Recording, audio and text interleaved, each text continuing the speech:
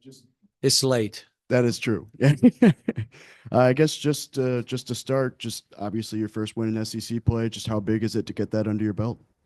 It's huge for the kids, for their mindset. Did you see how we started the game? They're not robots. They're not computers. They feel.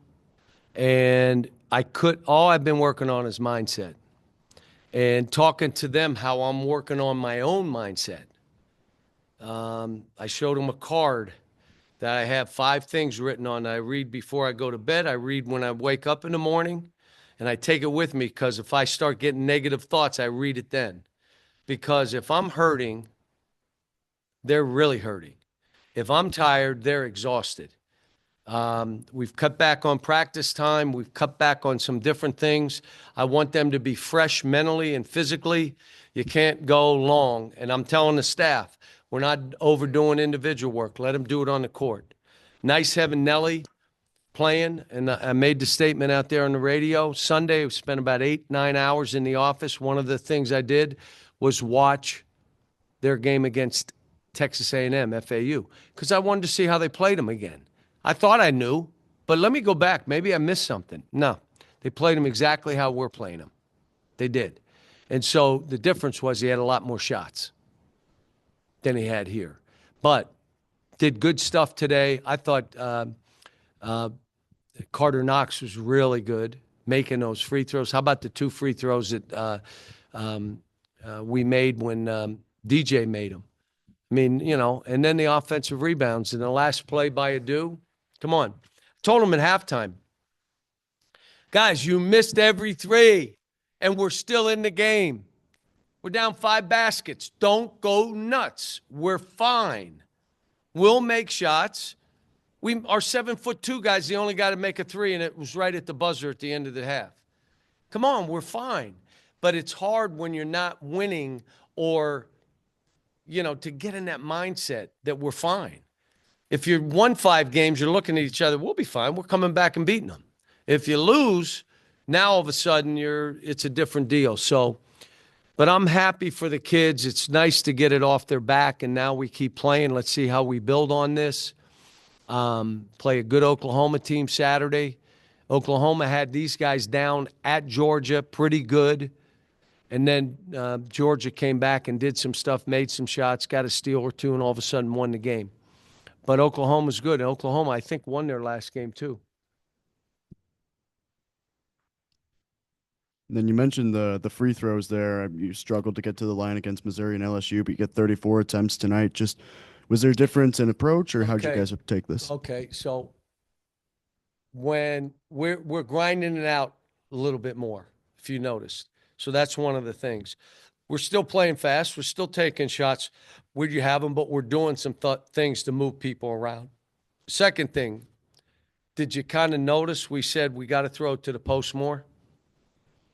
So that's what we did. When you do that, you're getting fouls. And when you're driving, which we always do, there's sometimes they're not. And but the biggest thing in this game is we out-rebounded them by 10. Now, that's one of the best rebounding teams, offensively especially, in the country.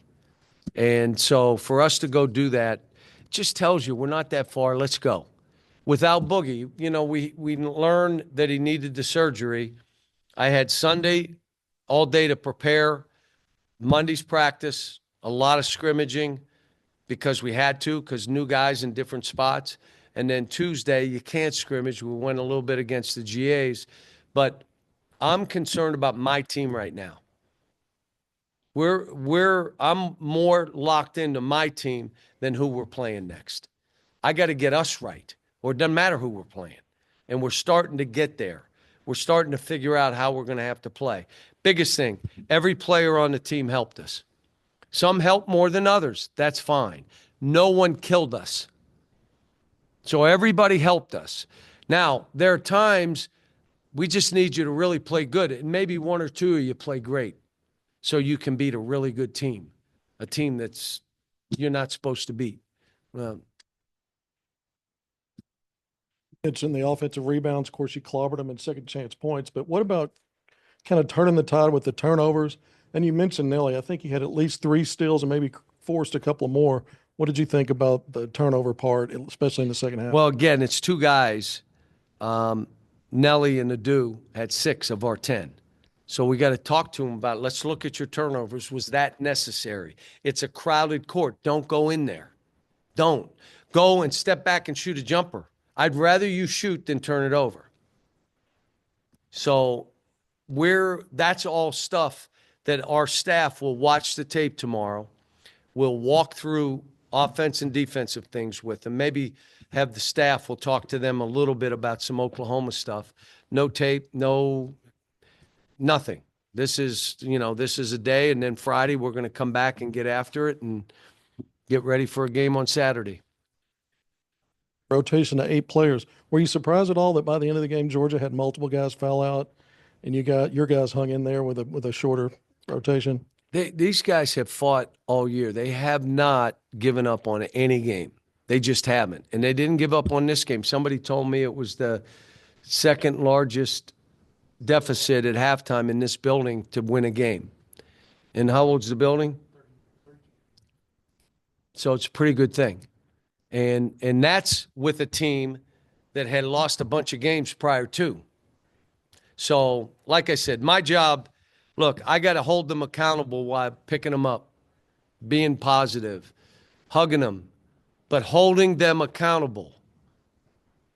You got a job to do.